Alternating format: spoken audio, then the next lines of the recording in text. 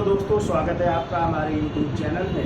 तो देखिए, चर्चा चल रही थी खिलजी वंश की और हमने आपको अलाउद्दीन खिलजी के बारे में पूरा पढ़ाया था। उनकी जो है सैनिक सुधारों की चर्चा की थी, उनकी न्याय व्यवस्था की चर्चा की थी, उनकी आर्थिक सुधार की भी चर्चा की थी और उनकी मृत्यु की भी चर्चा की थी। हमने मृत्यु का कारण भी बताया था कि उनकी मृत्यु के कारण अलग अलग इतिहासकारों ने बताया है। कोई कहते हैं यकृत रोग से हो गया, कोई कहता है दारू पीला से हो गया, ठीक है। तो इस कारण जो है उनकी मृत्यु हो गई। कब? 1316 ईस्वी में मृत्यु हो गई। तो जैसे ही मृत्यु हुई तो उस समय किसका प्रभाव था? मलिक काफूर, यानी सेनापति कौन था? मलिक काफूर का प्रभाव था। और मलिक काफूर ने क्या किया कि अलाउद्दीन खिलजी के जो बड़े पुत्र थे, जिनका नाम था खिर्ज खां और सादी खां, ठीक है, इनको ना उत्तराधिकारी घोषित करके अलाउद्दीन खिलजी का एक 6 वर्षीय पुत्र था, जिसका नाम क्या था? शिहाबुद्दीन उमर, को जो है गद्दी पर बैठा दिया और स्वयं जो है मलिक काफूर क्या बन गया? संरक्षक बन गया। और कहते उसने जो है जो शिहाबुद्दीन उमर की माँ थी, जिनका नाम था झल्लपाली, से विवाह कर लिया। और झल्लपाली किसकी बेटी थी? तो हमने आपको बताया था देवगिरी के राजा रामचंद्र देव की पुत्री थी, ठीक है। पहला पॉइंट तो यही लिखना है, तो नोट कर लीजिए। मलिक काफूर के प्रभाव से साथ में लिख दीजिए, मलिक काफूर के प्रभाव से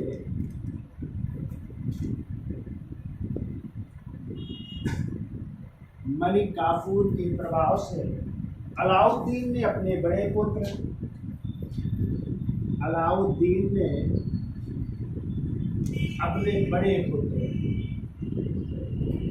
और बड़े पुत्र कौन थे?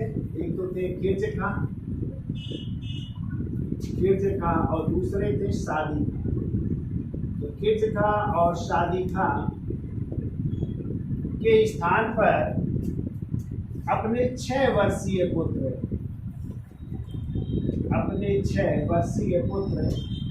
और उसी 6 वर्षीय पुत्र का नाम है शिहाबुद्दीन उमर। 6 वर्षीय पुत्र शिहाबुद्दीन उमर को सुल्तान घोषित कर रहे हैं। तो ये सुल्तान घोषित हो रहे हैं और इनका संरक्षक बन रहा है मलिक काफूर। तो संरक्षक बनाया मलिक काफूर, मलिक काफूर संरक्षक बन गए। और इन्हीं मलिक काफूर ने क्या किया कि शिहाबुद्दीन उमर की जो माँ है, माँ का नाम है झल्लपाली, झल्लपाली से विवाह कर लिया।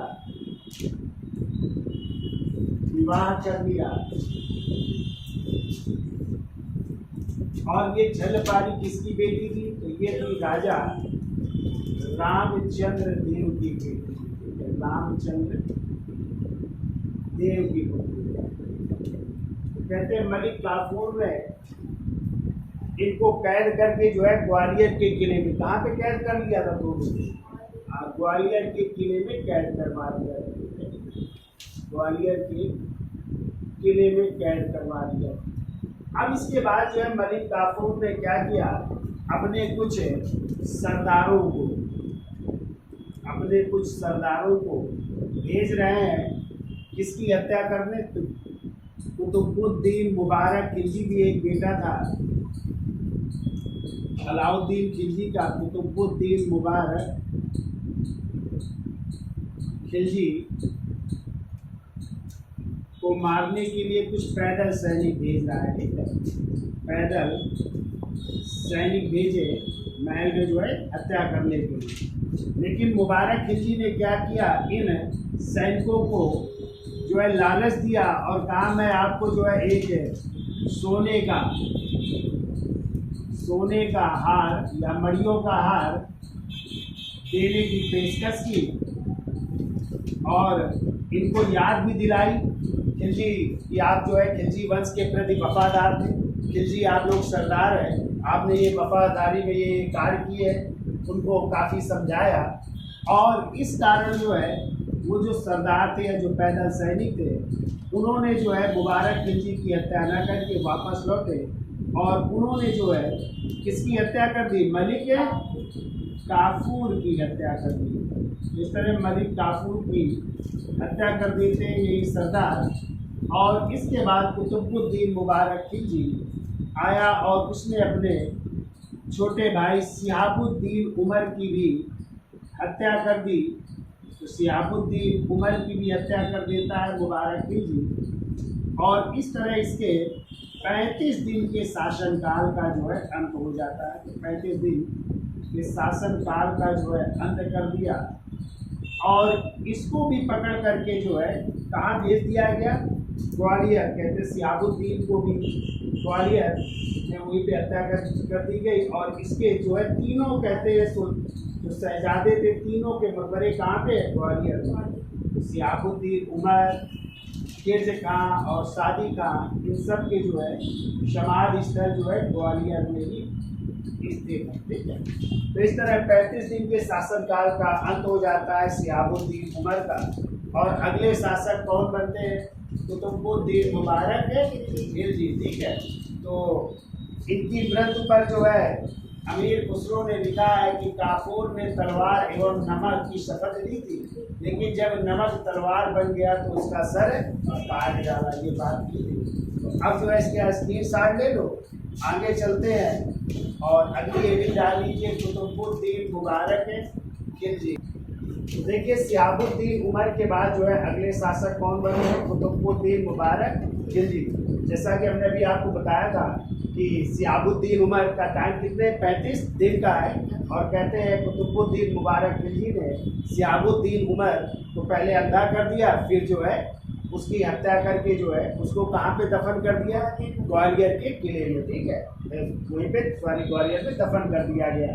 अब देखो कुतुबुद्दीन मुबारक खिलजी जब सुल्तान बना तो उसने खलीफा के पद को जो है मान्यता ना देते हुए स्वयं को क्या घोषित किया? खलीफा घोषित किया।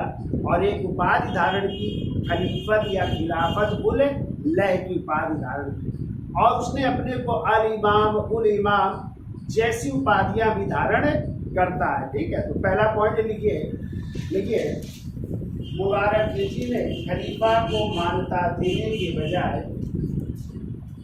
मुबारक खिलजी ने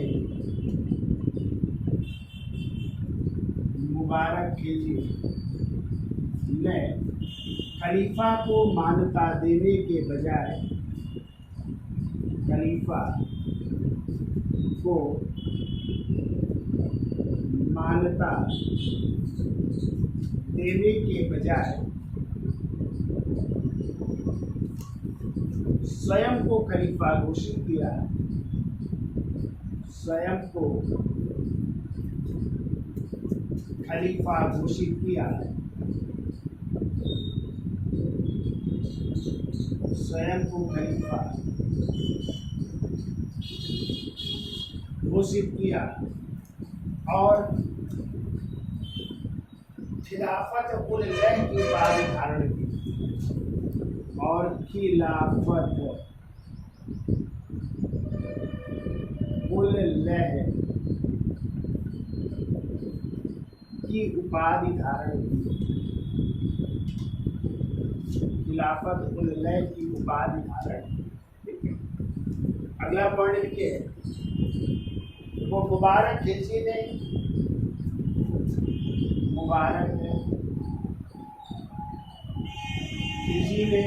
अल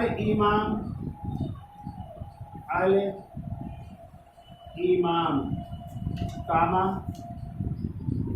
उल इमाम, देखो अल इमाम कामा उल इमाम और अपने सिक्कों पर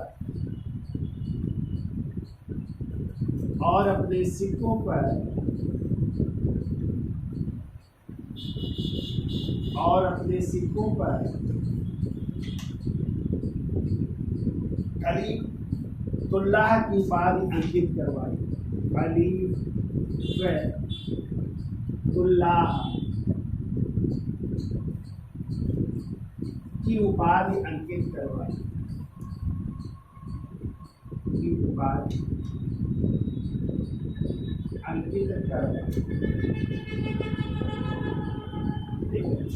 तो कौन कौन सी उपाधि धारण की?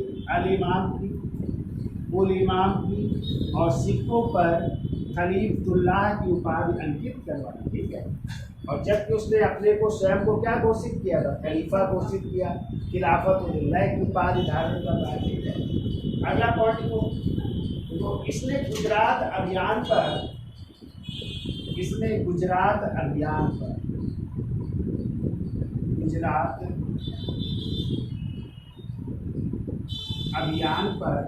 आइन उल मुल्क को भेजा। आइन उल मुल्क, गुजरात अभियान पर आइन उल मुल्क को भेजा, जबकि 1316 ईस्वी में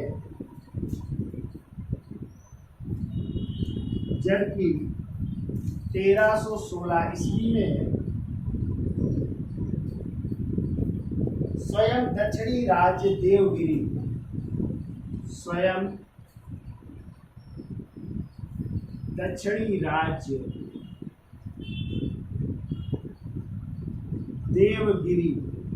का अभियान किया, देवगिरी का अभियान किया और देवगिरी के शासक, देवगिरी का अभियान किया और देवगिरी के शासक, मैंने आपको बताया था जब राजा रामचंद्र देव की मृत्यु हो गई थी, उनका बेटा कौन बन गया था, शंकर देव, लेकिन उसने जो है दिल्ली सल्तनत की अधीनता को मानने से इनकार कर दिया था। तो मलिक काफूर ने दोबारा आक्रमण किया था और शंकर देव को जो है पराजित कर मार दिया था, और रामचंद्र देव के दामाद हरपाल देव को आगे क्या बना दिया था, शासक। तो इस समय देवगिरी के शासक कौन है, हरपाल देव है, तो इनको पराजित कर रहा है। ठीक है, तो क्या लिखा, स्वयं दक्षिणी राज्य देवगिरी का अभियान किया और देवगिरी के शासक हरपाल देव, जो रामचंद्र देव के क्या थे, दामाद थे, रामचंद्र के दामाद। तो देवगिरी के शासक हरपाल देव को पराजित कर मार डाला, हरपाल देव को पराजित कर मार डाला और देवगिरी को दिल्ली सल्तनत में मिला लिया गया, और देवगिरी को दिल्ली सल्तनत में मिला लिया गया, दिल्ली सल्तनत में मिला लिया गया। तो कभी आ जाए कि दक्षिण भारत का कौन सा राज्य था जिसे सर्वप्रथम दिल्ली सल्तनत में मिला लिया गया था, ठीक है, वो कौन सा हो जाएगा, देवगिरी, इसको मिलाया जा रहा है पहली बार दिल्ली सल्तनत में। तो लिख लो इस तरह, क्या लिखा, दिल्ली सल्तनत में मिला गया। इस प्रकार दिल्ली सल्तनत में शामिल होने वाला, इस प्रकार दिल्ली में या दिल्ली सल्तनत में शामिल किया गया पहला दक्षिणी राज्य देवगिरी था। इस प्रकार दिल्ली सल्तनत में शामिल किया गया पहला दक्षिणी राज्य देवगिरी था। आगे लिखो, और देवगिरी का नाम बदलकर,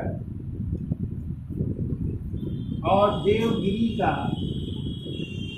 नाम बदलकर इसका नाम जो है खुतबाबाद किया जा रहा है,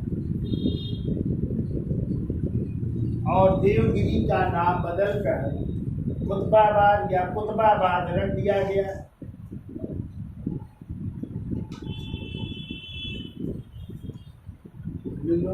नाम बदलकर खुतबाबाद या कुतबाबाद भी कह सकते हैं, खुतबाबाद या कुतबाबाद रख दिया गया। और यहाँ का प्रशासन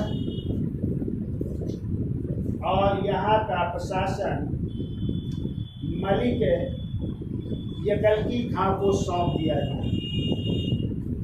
यहाँ का प्रशासन मलिक यकल खां को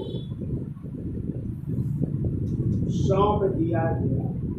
इस तरह यहाँ का प्रशासन इनको सौंपा जा रहा है। क्या लिखा कि उसने देवगिरी को दिल्ली सल्तनत में मिला दिया। इस प्रकार जो है दक्षिण भारत का पहला राज्य जिसको दिल्ली सल्तनत में मिलाया गया और देवगिरी का नाम बदल करके क्या कर दिया, कुतुबाबाद या कुतुबाबाद कर दिया। और यहाँ का प्रशासन किसको सौंप दिया, मलिक यकल्की खां को। अगला पॉइंट देखो, मुबारक खिलजी ने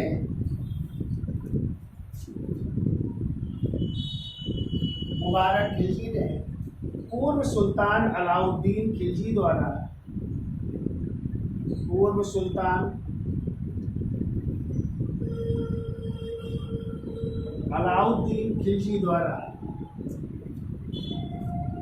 लागू सभी कठोर अध्यादेशों को समाप्त कर दिया। लागू सभी कठोर अध्यादेशों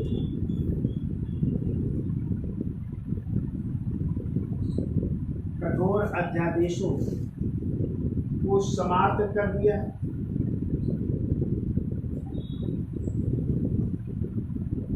तो आपको पता है 4 अध्यादेश लागू किए थे ना अलाउद्दीन खिलजी ने, तो उनको जो है समाप्त कर दे रहा है, ठीक है। और बाजार नियंत्रण प्रणाली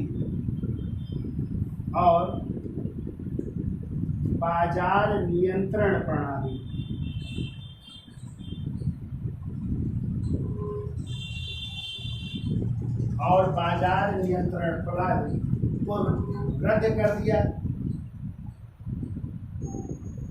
और बाजार नियंत्रण प्रणाली को रद्द कर दिया तथा लोगों की जब्त की गई जमीनों को वापस कर दिया।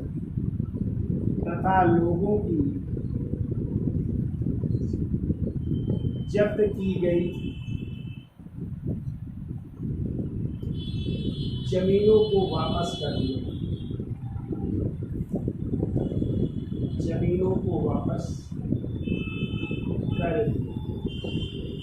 ये सभी कार्य कर रहा है मुबारक ने, ठीक है। अब इसके बारे में इतिहासकार है जियाउद्दीन बर्नी, वो लिखते हैं कि ऐसा सुल्तान था, कभी कभी दरबार में स्त्रियों के भेष में आ जाया करता था, ठीक है, यानी महिलाओं के वस्त्र पहन करके आ जाया करता था। और कभी कभी तो कहते दरबार में जो है नंगा घूमा करता था, नंगा होकर के दौड़ भी लगाया करता था। ऐसा सुल्तान है। और कहते इसने अपने राज्याभिषेक जिस दिन इसने करवाया था, उस अवसर पर इसने क्या किया, जो उस समय गिरफ्तार किए गए थे चोर या और भी डाकू, उनको जो है उसने छोड़ने की भी प्रथा शुरू की कि इस दिन जो है उनको सबको छोड़ देंगे, वो भी प्रथा शुरू की। तो इसकी नीति कहलाती है क्षमा करो और भूल जाओ की नीति। किसकी थी, क्वेश्चन कई बार आया है, तो वो थी मुबारक खिलजी की। तो इसका स्क्रीनशॉट ले लो, फिर आगे चलते हैं।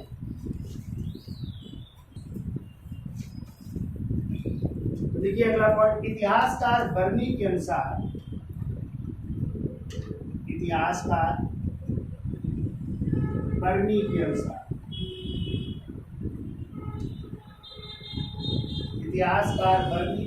सुल्तान कभी कभी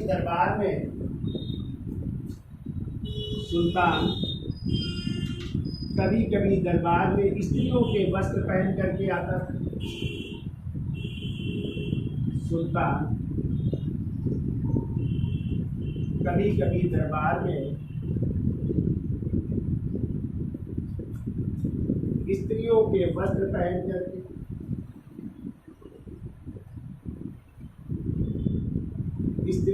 वस्त्र पहन करके आता था। और कभी कभी पहनकर आता था, और कभी कभी दरबार में नग्न होकर, और कभी कभी दरबार में नग्न होकर दौड़ लगाया करता था।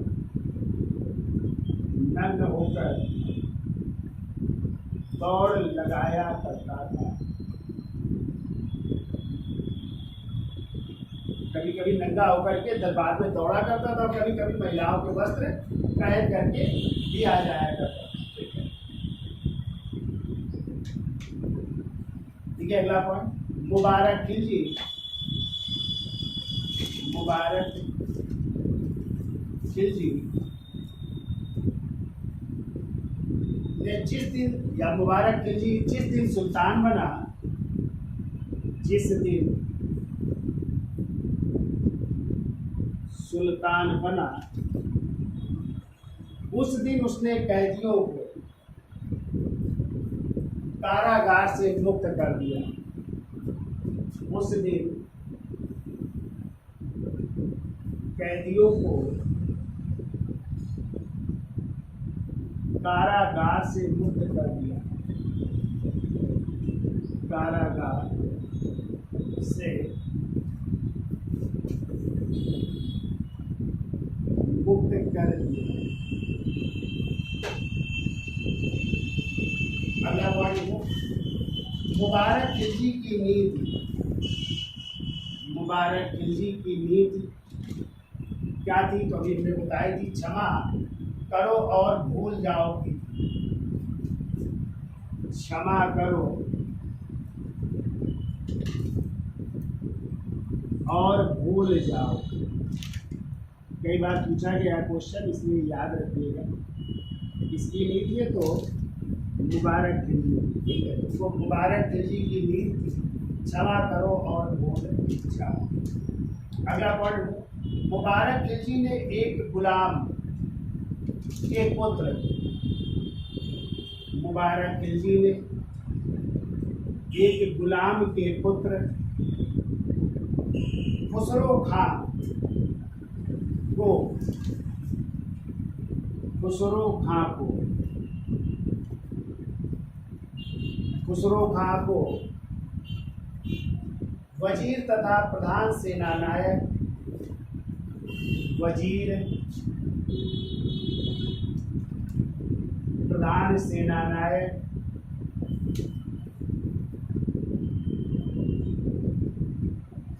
और मलिक नायक के पद पर नियुक्त किया, मलिक नायक के पद पर नियुक्त किया। तो ये जो है खुसरो का एक गुलाम का पुत्र था, इसको अच्छे अच्छे पद दे रहा था।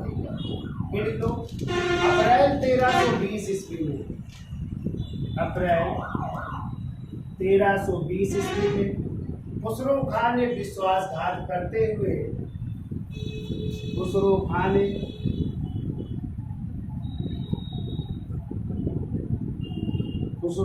ने विश्वासघात करते हुए जाहिरा खां नामक सरदार द्वारा, जाहिरा खां नामक सरदार द्वारा, जाहिरा खां नामक सरदार द्वारा मुबारक शाह खिलजी की हत्या करवा दी, मुबारक खिलजी की हत्या करवा दी और स्वयं को शासक घोषित कर दिया, और स्वयं को शासक घोषित कर लिया।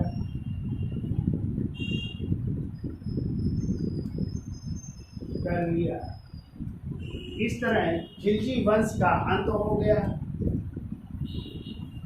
इस तरह खिलजी वंश का अंत हो गया।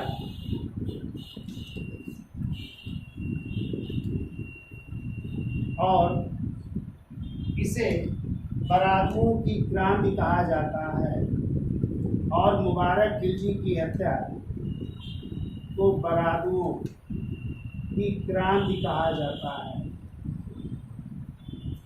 बरादू जनजाति से था संबंधित खुसरो खां, उसे बरादुओं की क्रांति भी कहा जाता है इसकी हत्या का। ठीक है, देखिए अब जो है अगला शासक कौन बन रहा है, यही खुसरो खान, नसीरुद्दीन खुसरो खान के नाम से। कहते पहले ये हिंदू था, फिर हिंदू धर्म से परिवर्तित मुस्लिम जो है इसने धर्म को अपनाया था। तो एक हिंदू माँ का ये भी बेटा है, ठीक है। और इसके समय कहा गया, नारे लगने लगे थे इस्लाम जो है खतरे में है, जैसे इस्लाम का शत्रु भी कहा जाता है खुसरो खान को, उसकी भी चर्चा कर लेते हैं। उसका स्क्रीनशॉट ले लो, फिर आगे चलते हैं। तो देखिए मुबारक खिलजी के बाद अगला सुल्तान बनता है नसीरुद्दीन खुसरो शाह, जिसका टाइम है 15 अप्रैल 1320 से 5 सितंबर 1320। तो कहते हैं जो नसीरुद्दीन खुसरो शाह था, ये गुजरात में जो है हिंदू धर्म से परिवर्तित एक मुसलमान था। और बचपन में ही जो है ये दो भाई थे, इसका नाम था हसन, एक का नाम था हुसामुद्दीन, ठीक है। दोनों सगे भाई थे और ये बरादू जनजाति से संबंधित थे, ठीक है। तो बरादू जनजाति से संबंधित थे। तो कहते हैं जो हसन था वही जो है खुसरो शाह के नाम से गद्दी पर बैठेगा। और कहते हैं कि मुबारक खिलजी ने इसे खुसरो शाह को जो है हमने बताया था प्रधान सेनापति का पद, मलिक नायब का पद, तो सभी पद जो है प्रदान कर दिए थे। और इसी ने जो है इसकी मुबारक खिलजी की हत्या कर दी। और हत्या करने के बाद अगला सुल्तान बनता है। क्योंकि ये किस जनजात से थे, बरादू जनजात से थे, इसलिए इनका ये जो कार्य किया गया वो जो है बरादुओं की क्रांति के नाम से जाना जाता है। तो इसने उपाधि धारण की थी, या इसकी उपाधि थी पैगंबर का सेनापति की उपाधि थी। तो पहले इसकी उपाधि लिख लो, तो ये उपाधि लिखो, पैगंबर का सेनापति कहा जाता है इसको। उपाधि लिखिए, पैगंबर का सेनापति कहते हैं इसे, पैगंबर का सेनापति कहते हैं। तो देखिए इसके बारे में, तो खुसरो शाह गुजरात के, खुसरो शाह गुजरात के एक हिंदू धर्म से परिवर्तित मुसलमान था। गुजरात के हिंदू धर्म से परिवर्तित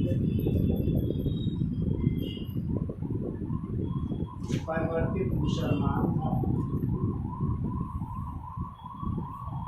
तो हिंदू धर्म से परिवर्तित मुसलमान था, ठीक है, जो बचपन से ही मुस्लिम बन गया था, जो बचपन से ही मुस्लिम बन गया था। देखिए अगला पॉइंट, मुबारक खिलजी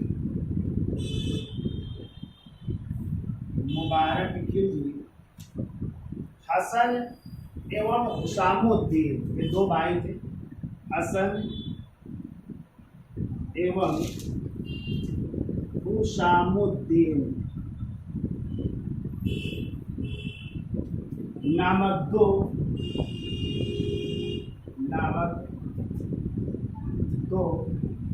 सगे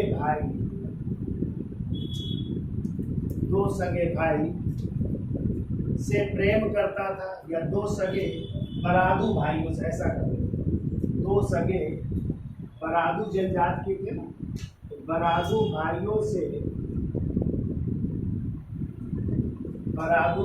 से प्रेम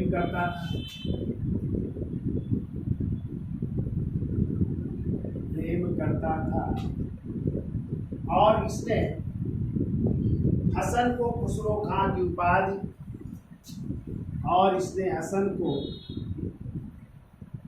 खुसरो खां की उपाधि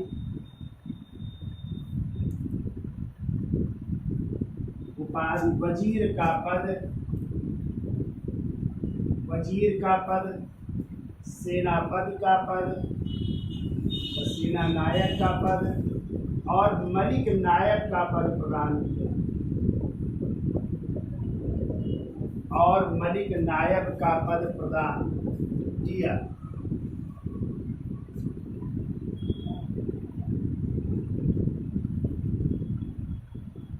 देखो यही खुसरो खां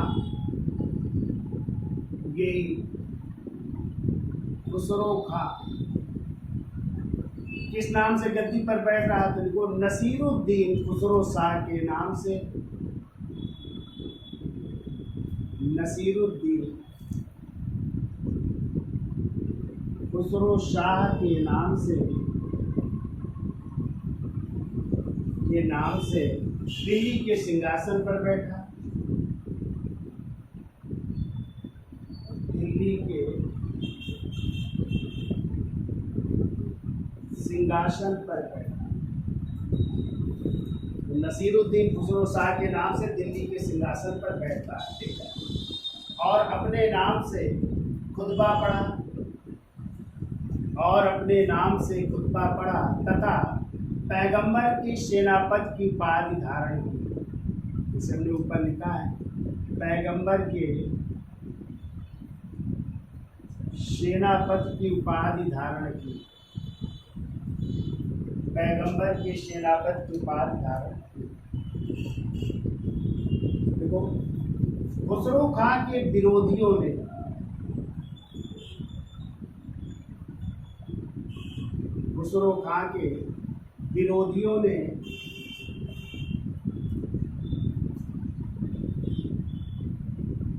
इस्लाम का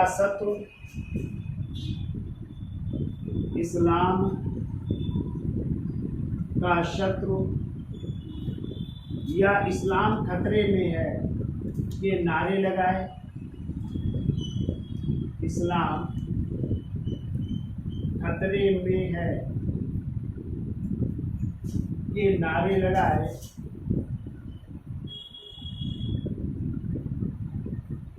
इस्लाम का शत्रु और इस्लाम खतरे में है कि नारे लगाए। अतः सुल्तान ने सभी सिंहासन के दावेदारों का कत्ल करवा दिया। अतः सुल्तान ने सिंहासन के सभी दावेदारों का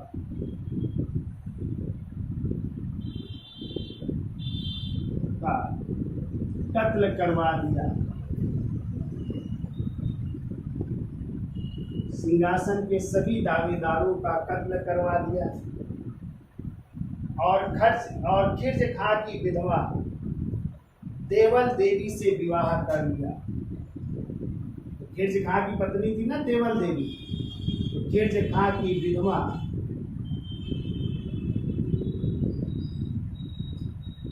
देवल देवी, जो गुजरात के शासक कर्ण की बेटी थी ना, देवल देवी से विवाह कर लिया।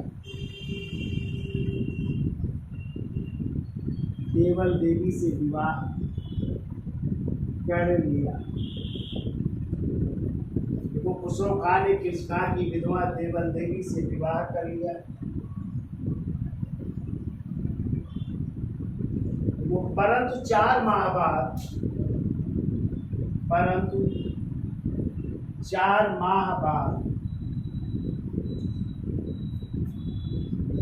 सरदारों ने विद्रोह कर दिया।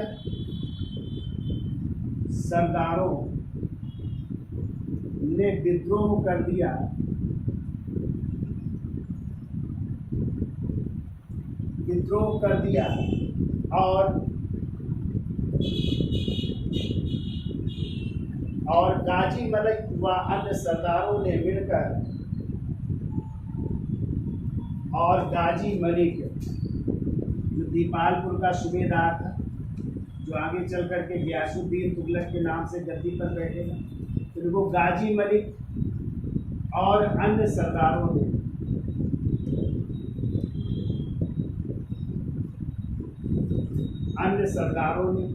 हरियाणा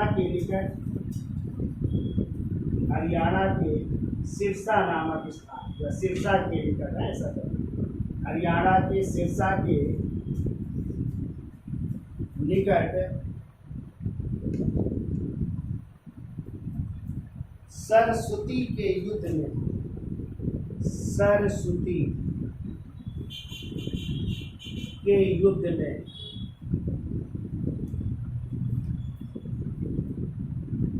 इसे पराजित किया। सरस्वती के युद्ध में इसे पराजित किया।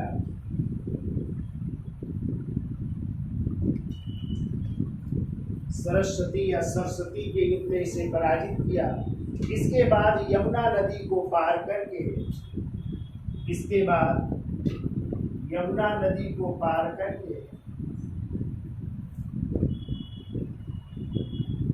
लहरावट के युद्ध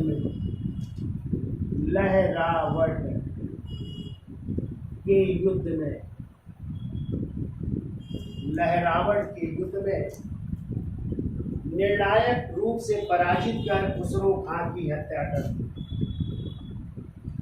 निर्णायक रूप से पराजित कर खुसरो खां की हत्या कर दी। पहले सरस्वती के युद्ध में पराजित किया, फिर अंतिम रूप से यमुना नदी के तट पर, यमुना नदी के किनारे लहरावट के युद्ध में खुसरो खां को निर्णायक रूप से पराजित कर रहे हैं और उसकी क्या कर रहे हैं, हत्या कर दे रहे हैं। ठीक है, देखो, और इस युद्ध में जीत के बाद गाजी मलिक ने गयासुद्दीन तुगलक के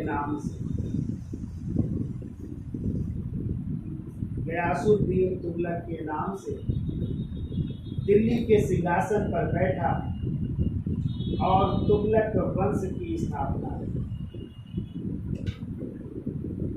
गाजी मलिक गयासुद्दीन तुगलक के नाम से गद्दी पर बैठा और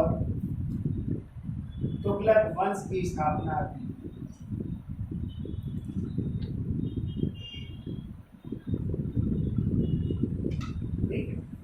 तो कहते हैं जब नसीरुद्दीन खुसरो शाह गद्दी पर बैठा था तो उसने अपने को मान्यता देने के लिए बड़े बड़े लोगों को या सूफी संतों को धन दिया था। तो नसीरुद्दीन खुसरो शाह ने उन्हीं में से एक संत थे जिनका नाम था निजामुद्दीन औलिया। ठीक है, निजामुद्दीन औलिया को भी जो है 5 लाख टका जो है उन्होंने धन भी दिया था। ठीक है, 5 लाख टका धन दिया था और इसी धन की आगे मांग करेंगे कौन, गयासुद्दीन तुगलक। किससे, निजामुद्दीन औलिया से। तभी निजामुद्दीन औलिया उनके बारे में कहेगा अनुज दिल्ली दूरस्त, यानी हजूर दिल्ली दूर है। और कहते हैं जब वापस लौटेंगे तुगलक गयासुद्दीन तो रास्ते में उनकी क्या हो जाएगी, मृत्यु हो जाती है ना। लकड़ी का महल बनवाता है उनका खुद, उसी में दब करके मृत्यु हो जाएगी। ठीक है, तो आगे कहानी तो एक पॉइंट ये भी लिख लीजिए। तो खुसरो शाह ने अपनी सत्ता को मान्यता दिलाने के उद्देश्य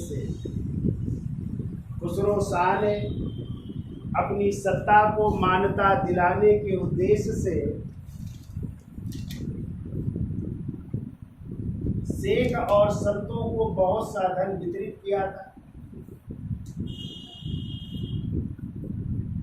अपनी सत्ता को मान्यता दिलाने के उद्देश्य से शेख और संतों को बहुत सा धन वितरित किया था और सर्वाधिक 5 लाख